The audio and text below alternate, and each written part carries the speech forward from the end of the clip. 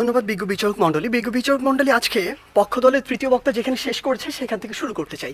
তিনি মাত্র বললেন যে ওয়ার্ল্ড র্যাঙ্কিংয়ে পাকিস্তানের 9টি বিশ্ববিদ্যালয় রয়েছে, কিন্তু সবচেয়ে দুঃখের কথা সেটি পাকিস্তানের মতো রাজনৈতিকভাবে এত বড় একটি অস্থিতিশীল দেশেরও যখন 9টি বিশ্ববিদ্যালয় 1000-এর মধ্যে র্যাঙ্কিংয়ে থাকে বিশ্বে, আমার বাংলাদেশের 3টিও থাকে না।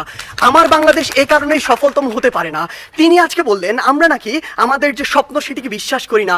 আমরা একটি দেশ নিয়ে যখন কথা বলবো তখন শুধু স্বপ্নের উপরে ভর করে থাকতে পারি না, ওই আবেগ দিয়ে চালিত হতে পারি না।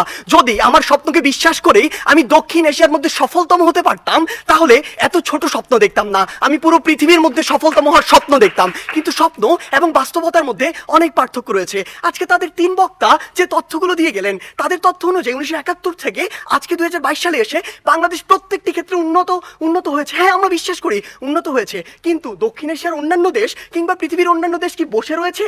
বিজ্ঞ বিচারক মণ্ডলী একটু লক্ষ্য করুন, 2020 সালের তথ্য মতে বাংলাদেশের যে অর্থনীতি এটি হচ্ছে বিশ্বের 35তম বড় অর্থনীতির দেশ, যেটা 2035 সালে গিয়ে হবে বিশ্বের 25তম বড় অর্থনীতির দেশ। বাংলাদেশের উন্নতি হবে। আপনি যদি ভারতের দিকে তাকান, ভারত বর্তমানে বিশ্বের 7ম বড় অর্থনীতির দেশ, 2035 সালে গিয়ে ভারত হবে বিশ্বের 3য় বড় অর্থনীতির দেশ। ভারত আপনার দিকে তাকিয়ে বসে রয়েছে না, দক্ষিণ এশিয়ার অন্যান্য দেশ বসে থাকছে না, পৃথিবীর অন্যান্য দেশগুলো বসে থাকছে না।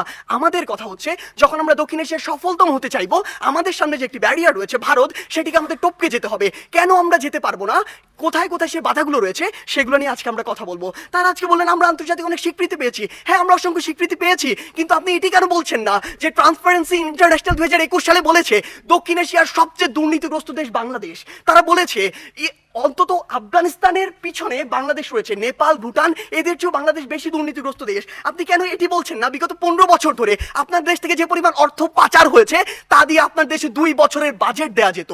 আমাদের সমস্যাগুলো এই জায়গায়। আপনি শিক্ষা নিয়ে কথা বলছেন, বাংলাদেশের শিক্ষা খাত যদি লক্ষ্য করুন, পৃথিবীর কোনো মধ্যম আয়ের দেশ, স্বল্পোন্নত দেশ কিংবা উন্নত দেশে জিডিপির মাত্র 2% শিক্ষা খাতে বরাদ্দ দেওয়া হয় না, বাংলাদেশে মাত্র 2% দেওয়া হয়। শুনে অবাক হবেন, এই 2%-এর অধিকাংশই চলে যায় আমাদের ওই শিক্ষক কর্মকর্তা কর্মচারীদের বেতন দিতে। আপনি যদি লক্ষ্য করুন যে আজকে কেন ভারত আপনার চেয়ে এগিয়ে থাকবে, আজকে এই পজিশন দাঁড়িয়ে পৃথিবীর যত মাল্টিন্যাশনাল কোম্পানি রয়েছে তাদের যদি একটি তালিকা করেন, সেরা 10টির অন্তত 9টিই পাবেন যেখানে ভারতের যারা রয়েছে তারা সিইও, কিন্তু বাংলাদেশের একটিও পাননি, আগামী 10 বছরেও পাবেন না। এই ক্ষেত্রে গুরুত্বপূর্ণ কিছু কথা রয়েছে যেগুলো আপনারা উপেক্ষা করে যাচ্ছেন।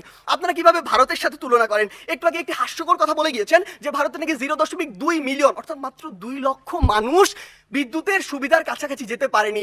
আপনি একবার চিন্তা করেছেন ভারতের জনসংখ্যা কত?